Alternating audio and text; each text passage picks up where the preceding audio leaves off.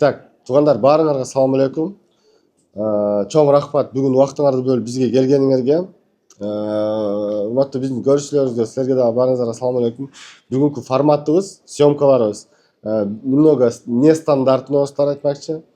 Бүгүн бизде көп блогер коллегаларыбыз, туугандарыбыз, блогерлер келип видео тартып бизге жардам беришип атат.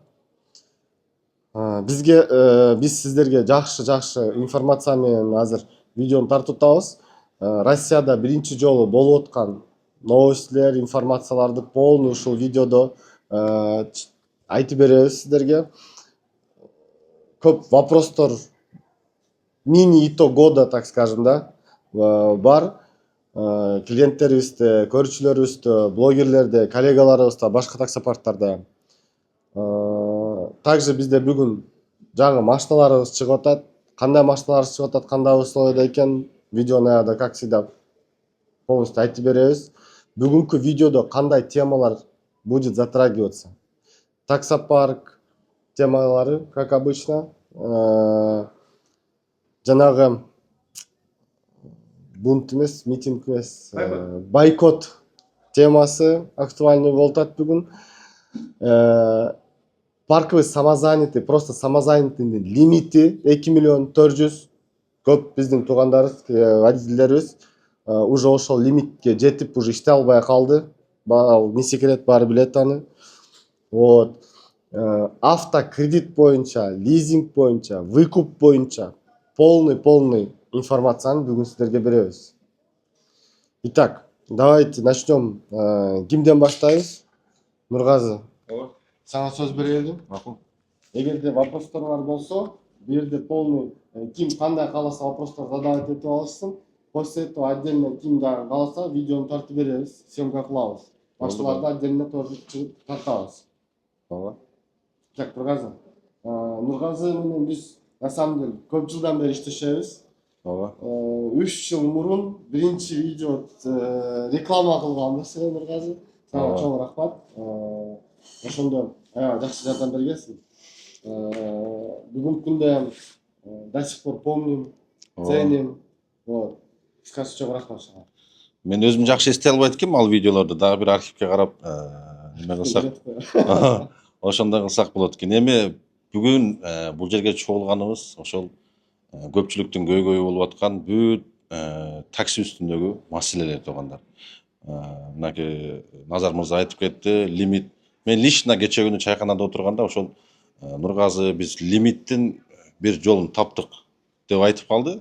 Лично ошол боюнча суроо берейин дедим. Деги эле бул легальныйбы, чисто мына 100%, эртең биз анан кийин элге айтып алып, Нургазы силер барып бүт ошол жанагы Москвада атага чыккан блогерлер барып айттыңар эле баардыгыңар. Азыр эми мондой болуп калды го, налог андай болуп атат, мындай болуп атат деген проблемалар мындай болбойбу деген, чтобы 100% уверенно элдерге айтып жеткире берелиби деген суроону бергим келип келген.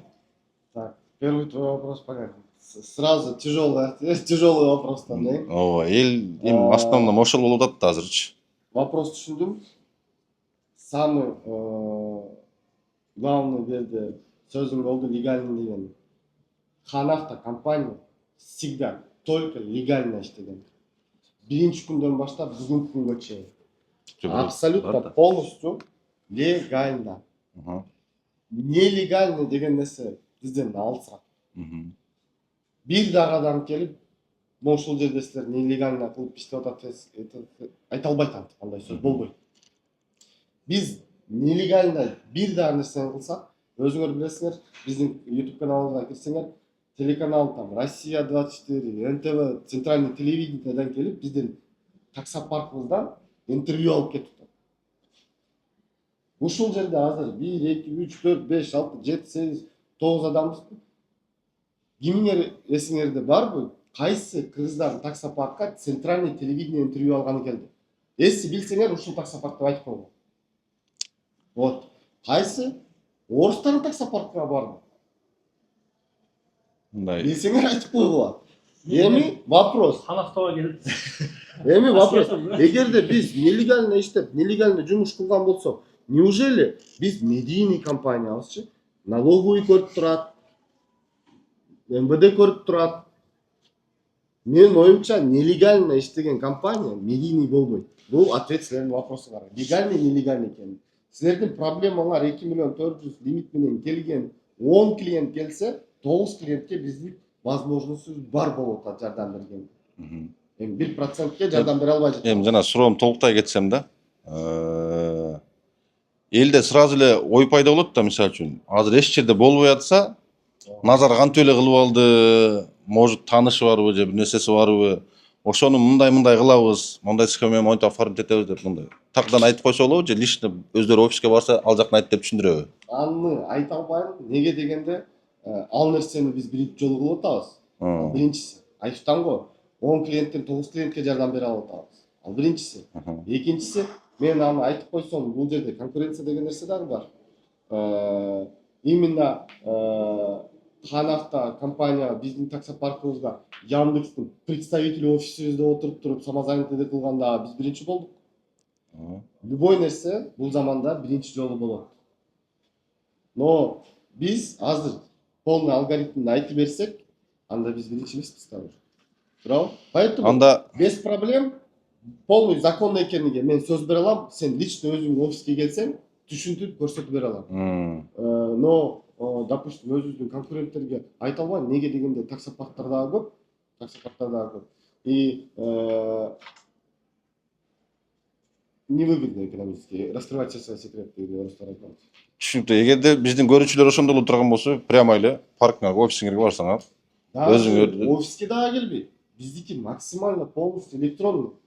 түшүнүктүү. Право паспорттарын жөнөтөт, биз полностью өзгөртүп кылып атабыз. Адам кирет, жанагы -20 жоголду, жоголбоду айтат. -20 жоголду, значит нормально иштеп атат, все.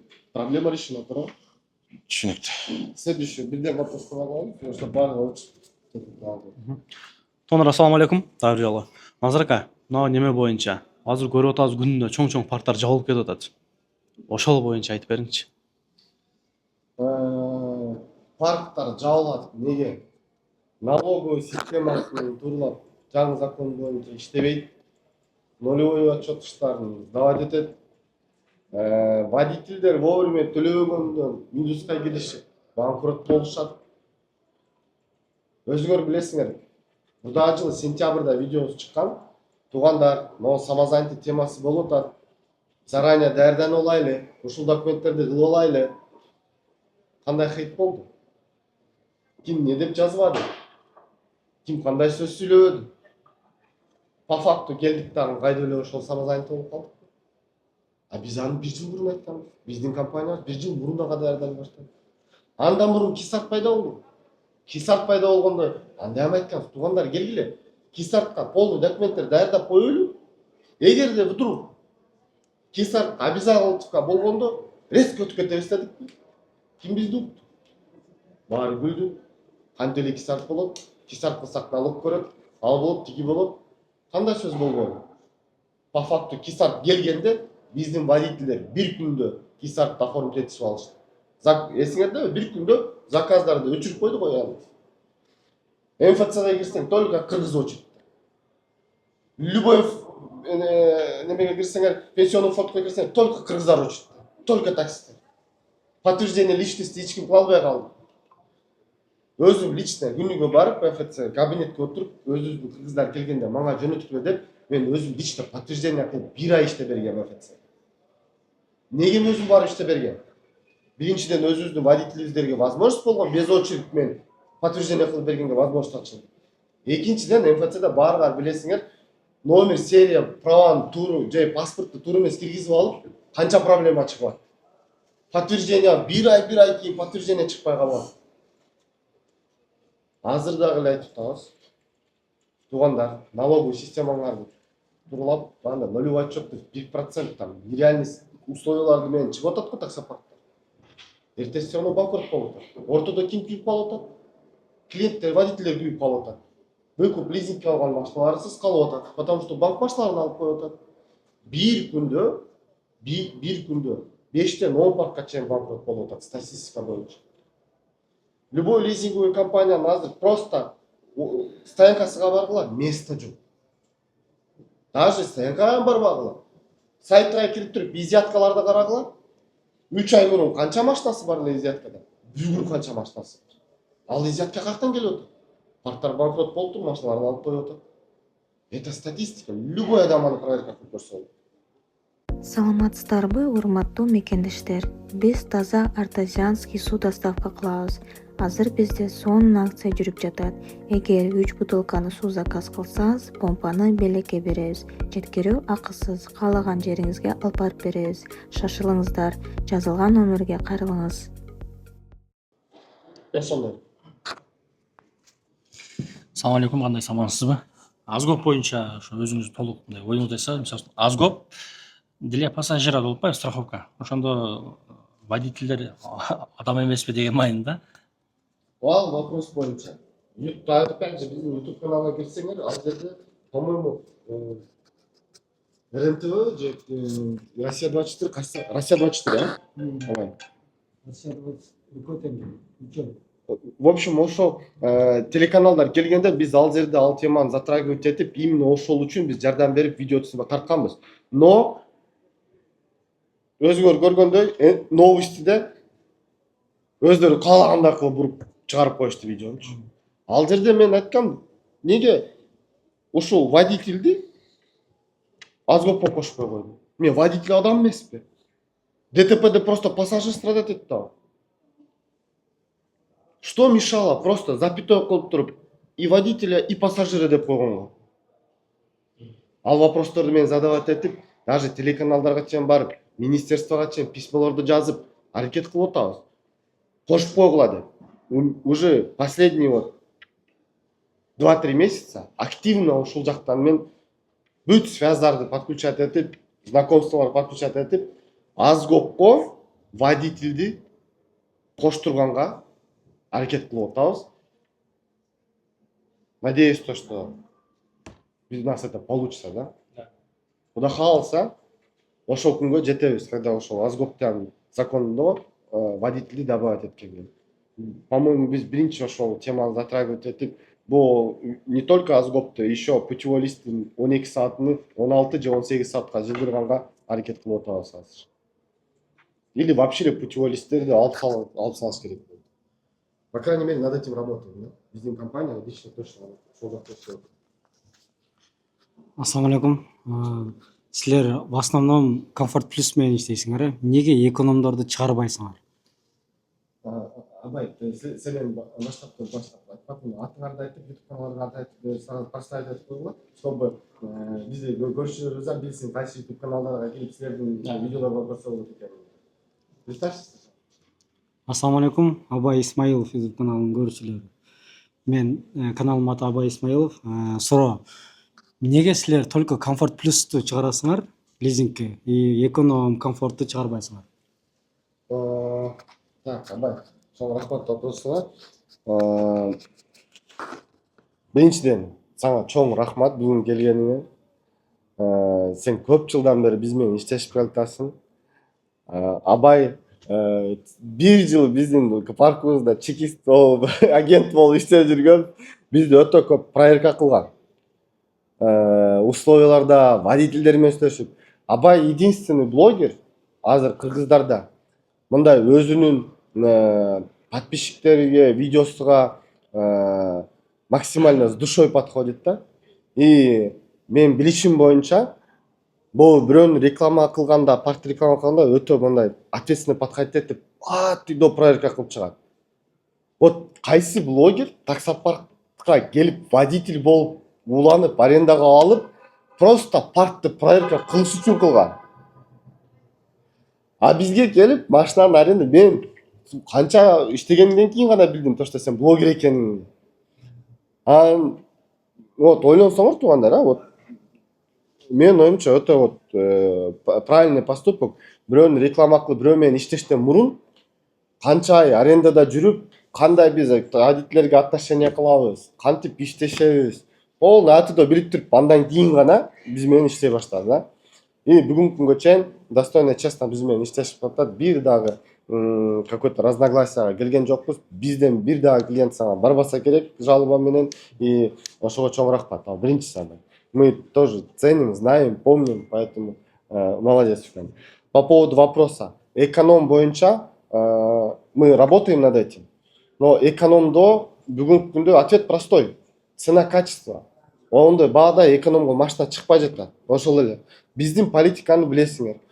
Биз машинаны чыгарсак, ежемесячный платежу же арендада болуш керек, же арендадан да азыраак болуш керек.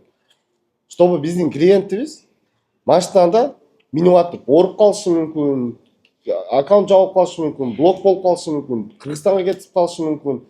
Ошол убакытта бизден алган машинаны выкупка, автокредитке, неважно, башка тууган досу, таанышы, укасы, акасыга берип, бир айбы, эки айбы проблемасын решать этип, дальше машиналуу болуп калсын деп ойлойбуз. А эгерде биз кымбат машинаны ежемесячный платежу вообще космическийди алып алсак, адам аны төлөй албай калат. Мен көрүп атам, башка парктар там 1 жыл, 2 жыл кылып, жылын азайтып, платежду көтөрүп салып атат. Но менин оюмча, ал туура эмес нерсе. Любойбуз түшүнөбүз, баарыбыз адамбыз, эртең ооруп калышыбыз мүмкүн, любой ситуация болуп калышы мүмкүн, машинаны төлөй албай калышын билип туруп ошондой кылып атат деп ойлоймун мен.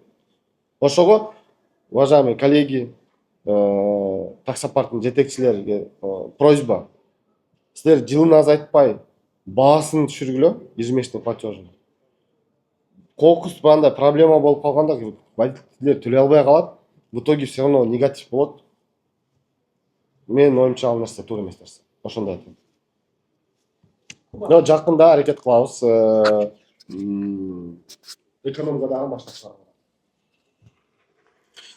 Ассаламу алейкум, Назар. Мен Куба такси каналынанмын.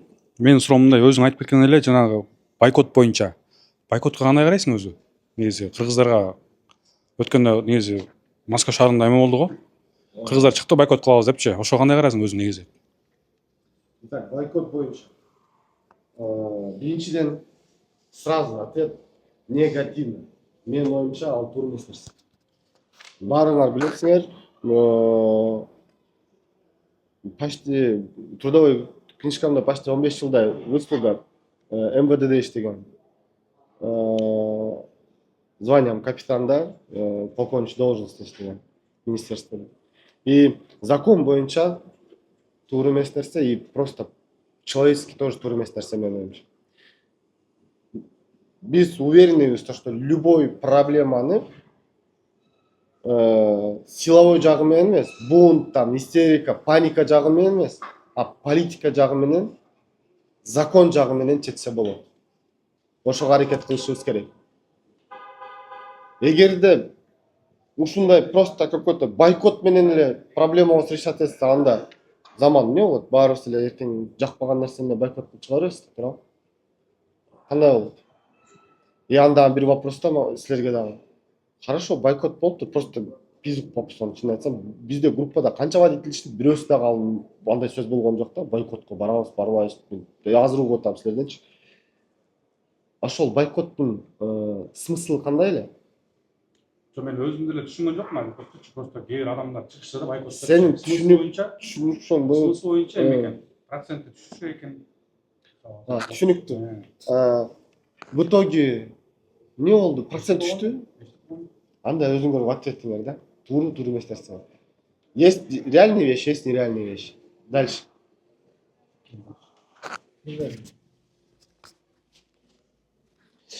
Ассаламу алейкум. Мирбек Асанкулов каналы. Жана неме боюнча. Мага аябай көп суроо келет. Мен билбейм, эң биринчилерден болуп, жана лимитти толтурганда и до сих пор иштеп жүрөм. Мениките март айында эле, по-моему, лимитим толуп калган 2 миллион 400 миң. И ошондон бери азыр иштеп жүрөм да. Нормальный заказ алып, нормальный иштеп жүрөм, баары көрүп жүрөт. Азыр Нургазы берди ал суроонучу. Бирок ошондо азыр сен чечип берем деп атасың, ошол проблеманы дальше иштейсиңер. Минус 20 приоритет баллы жок. Минус 20-ны кайтарып берет. Анан нормальный заказ алып иштейсиңер деп. Бирок ошондо иштегенде алгандай парковый самозанятый болуп иштейби? Же мындай эле парк менен обычный эле? Без парка. Значит, прямой эле. Значит, налог төлөбөй эле. Мурун кандай парк менен иштеп жүрсө, мисалы, сен налог силер төлөп. Анан силердин комиссияңар баягы процент эмес, ежедневный, суточный аласыңар, э? Биз бунун процент элек 2,5% санасак ар бир водительден 300-400 сомдон күнүнө чечилет экен. В зависимости от того, кто сколько заказов сделал. Биз аны просто 200 фиксированный кылып түшүрүп койгонбуз. Процентте 1,5% экен. Если алянса процент.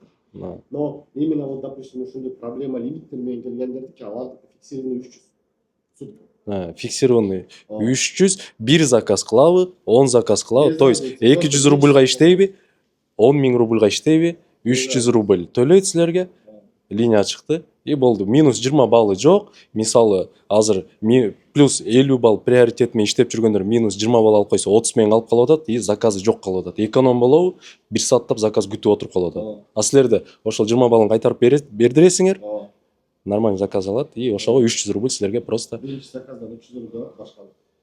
То есть Яндекстин комиссиясын алат экен, плюс парктын комиссиясы күнүнө 300 рубль болду. Буга чейин кандай иштесең иштеп жүрө бересиң. Налог эч кандай жок. Рахмат. Дагы кимде кандай вопростор бар? Если бар болсо, микрофонду берейинби? өзүңүз толук бербейм дагы. Биз бере албаган суроолор бар да. Ошого ушундай суроолор бере алабыз. Жаңылыктар боюнча биздин көрүүчүлөр баары жаңылыкты күтүшүп атат да, туурабы? Что из нового? Туугандар, биз бүгүнкү күндө биринчи таксопарк болуп атабыз, өзүнүн офистери прямой автосалондордо. 22 километр Владение 3 азыр автосалондобуз, баарыңар көрүп атасыңар, бул жерде өзүбүздүн офисибиз бар. И 78 километрде тоже элитный автомобилдер сатылат, полный второй этаж биздин офистерибиз. Ал биринчиси. Экинчиси, биринчи жолу таксопарк выкупка берген машиналарды трейдинг принимать этип атабыз. Өзүңөрдүн машинаңар первоначальный взноска жок болсо келесиңер, оценка кылабыз машинаңарды. Баасы ушундай болот, ошол акчаны первоначальный взноска вносить этип туруп машина алып кетсеңер болот, жаңы машина. Биринчи жолу таксопарк кредит берилип атат. Автокредит. Азыр баарыңар силердин интересиңер выкупка эмнеге силер автокредит бересиңер деп сразу резонанс болуп атат башкада. Туугандар, бизде кандай десем, ниетибиз жок да лизингке эле отургузганга адамдардычы. Биз лизингке эмне үчүн башкаларды берип атабыз? Потому что биздин мекендештерибизде, туугандарыбызда башка возможность жок болуп атат алганга. Автокредиттин годовой ставкасы азыраак экенин баарыңар билесиңер. Автокредитке первоначальный взнос керек эмес экенин баарыңар билесиңер. Ошого автокредитти алганда баарыңар билесиңер, автокредит алганда өзүңөрдүн атыңарга машинаны коюшуңар керек. Но өзүңөрдүн атыңарга койгонуңарда лицензия, таксопарк, документация, налоги проблема болуп калып атат. Биринчи жолу Россияда бизде ушундай возможность бар. Машинаңарды автокредитке алганыңарды биздин компанияга учетко коюп, биз полный налоговый система, лицензия бар жогун алып даярдап берип атабыз. То есть туугандар, автокредит алганда мен бул машинаны кандай пленка кылам, кантип линияга чыгам, кантип ойлойм, андай ойлор болду. Жок. Ойлонбой келесиңер, машинаны аласыңар, оформление кылабыз, клиентибизге договор, генеральный доверенность и расписка. То, что машина биздин атыбызга коюлуп атат жумуш үчүн. А бизден клиенттин атына расписка менен договор берилип атат, то, что машина биздики эмес экенин. Плюс клиентте договор, автокредиттин договору еще бар. Полная информация менен машина боюнча. Вот.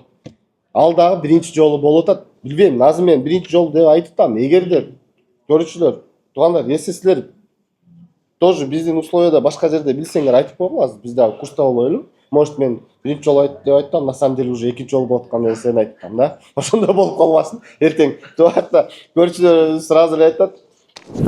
Ассаламу алейкум, Москва шаарында мекендештер, өзүңүздөр көрүп тургандай, биз нотариус менен келишим түздүк.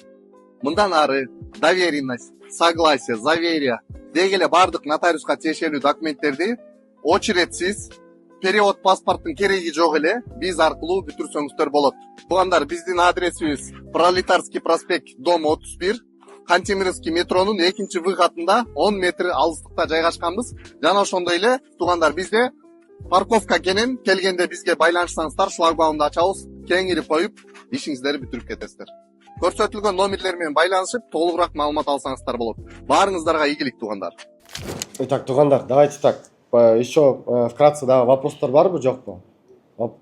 Вопростар жок болсо ойлонуп тургула. Напоминаю, да, то, что биздин машиналарыбыз по всей России иштейт. Любой силер специально Москвага келгениңер дагы кереги жок. Онлайн паспортуңарды жөнөтүп, проверкадан өтүп, хотите автокредит, хотите лизинг, выкуп, пожалуйста, полный неме кылып беребиз, жардам беребиз.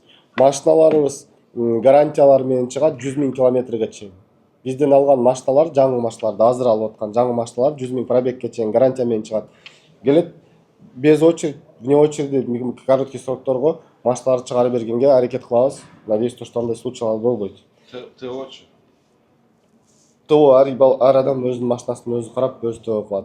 Уже андайга пока что жете элекпиз, но жетишке аракет кылабыз андай возможностька. Мисалы үчүн алгандан кийин ушул жерде ошол гарантия кетип калбаш үчүн обязательно ушул жерден ТО өткөрө деген. Жок. Бизде гарантия любой өздөрү ТО кылса ham гарантия сохраняется. Но в основном bizde клиенттер бизге келишет, и потому что смысл башка жерде кылып, если биз дагы ошол 5-6 миңге замена кылып атсак, лучше уверенныйраак деп бизден кылышат. Вот. Как бы арзаныраак май коюп, тияк болуп деген. Бир дагы водитель экспертизага жөнөтөбүз деп ошондой мындай түшүнбөстүк болбойбу деген суроо. Бир дагы водитель таба албайсыңар андай деген. Бир дагы водитель антип жалоба кыла албайт. Андай болгон эмес бизде, болбойт ал. Сөздөрү ТО кылдырып жүрө берет. Бул 100 000 километрге чейин гарантия сакталат.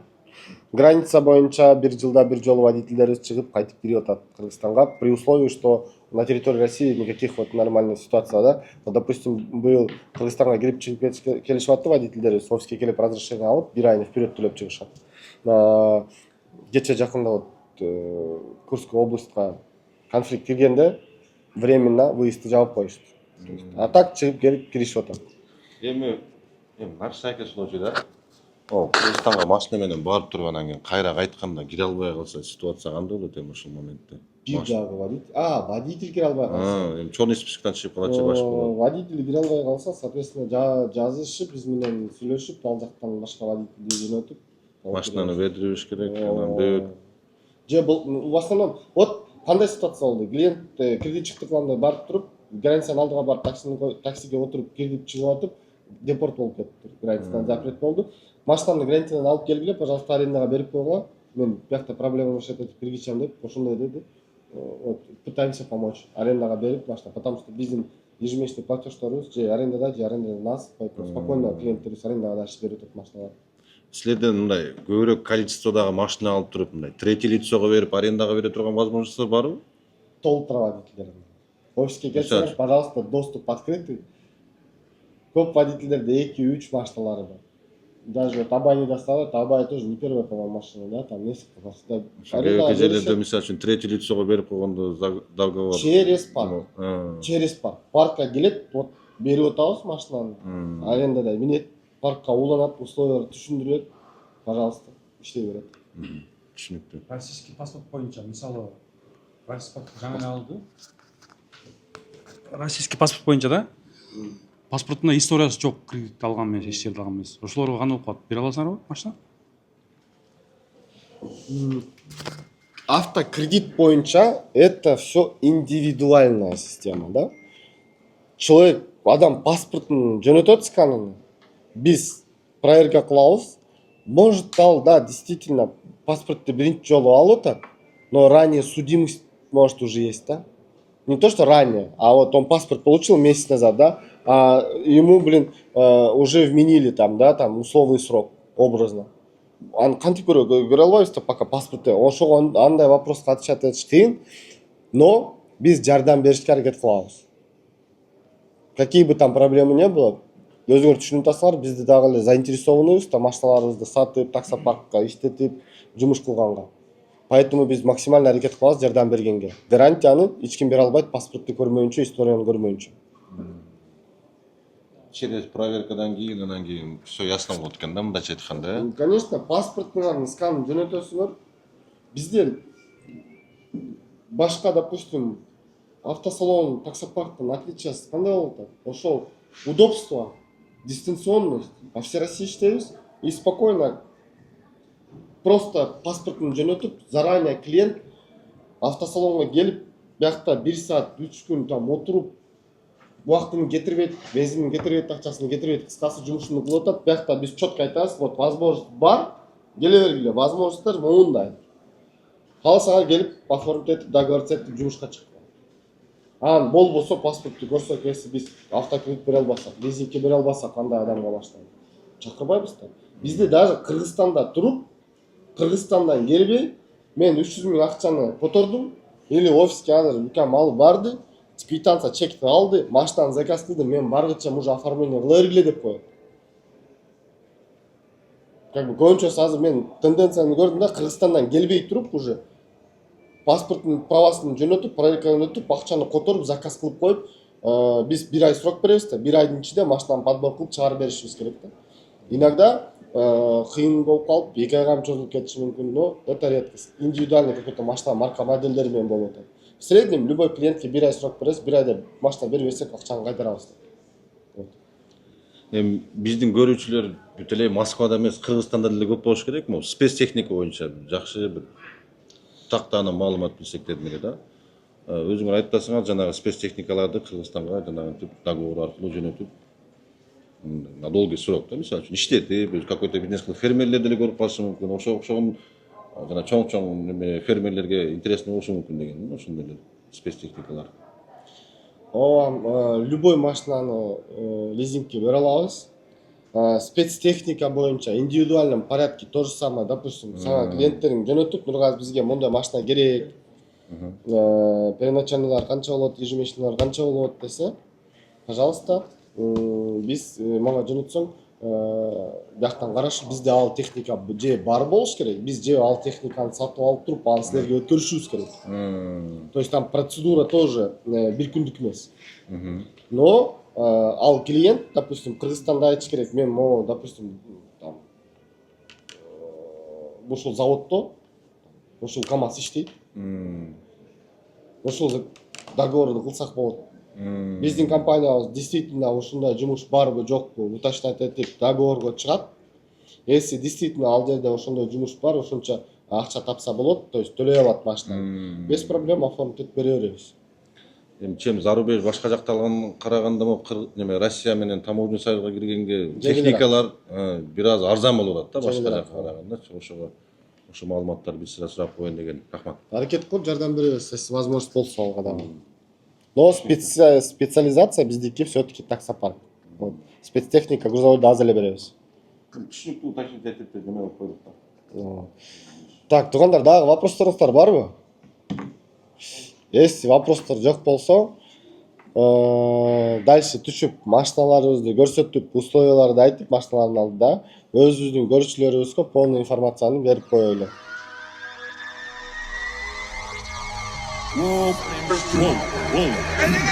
Самый настоящий уровень, с ума сводящий завтрач, дальше внушает все. Как посол городского типа, это миссия. Моя Азия кипает мир, топ напирает рассказ. Нас было трое, любое под силу. Как ты под коем нас киллер? Есть жила, знает, ты такой чина. Ножи капучино, пахнет как мужчина. Тоже альпачино, хочет быть как чино. Чино, машина. Чино, чино, чино, чино, чино, мало чино. Чино, мало чино, чино. Ты и есть причина. Пахнуть как мужчина. Чино, братан, чтоб понять, там пахнет как коньяк. У него огромный план. Чино, братан, чино, сад. Сибиркана,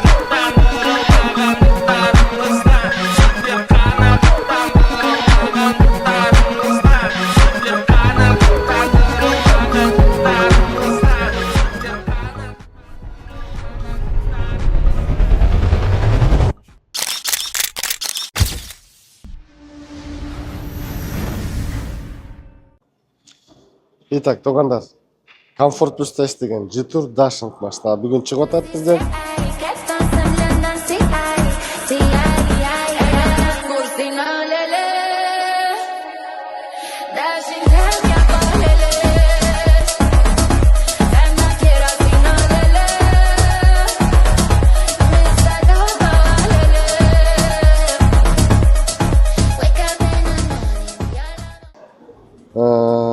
Дизайн боюнча өзүнчө жанагы урус деп койгон машиналарга окшош бесключевой доступ бар. Машинага жакындасаңыз ушинтип ручкалар сиздерди күтүп ачып калат, ачып турат. Кожа, рожа, электропривод сидений, полностью электрические стеклоподъемники, открывание, закрывание дверей, мультируль, круиз-контроль, климат-контроль, жанагы беспроводной зарядкалар, сенсорный приборный панельдер, голосовое управлениялар, мультируль, задний камера, парктроник, кавшаобразный сиденьялар комфортный, кыскасы таксиге полный удобстволары бар машина болгондар. Билесиздер, биз 5-6 модель алабыз. Китайцтерден таксиге только чыдай турган и ежемесячный платеж арендага жакын гана машиналарды алып чыгабыз. Бул машина 1.5 робот 7-ступка. Ariza 8 дагы 7-ступенчатый робот. Билесиздер, бүгүнкү күндө один из надежных коробок. Задний просторный ряд, багажник дагы чоң, аркада дагы зарядкага беспроводной USB порт, багажник тоже чоң.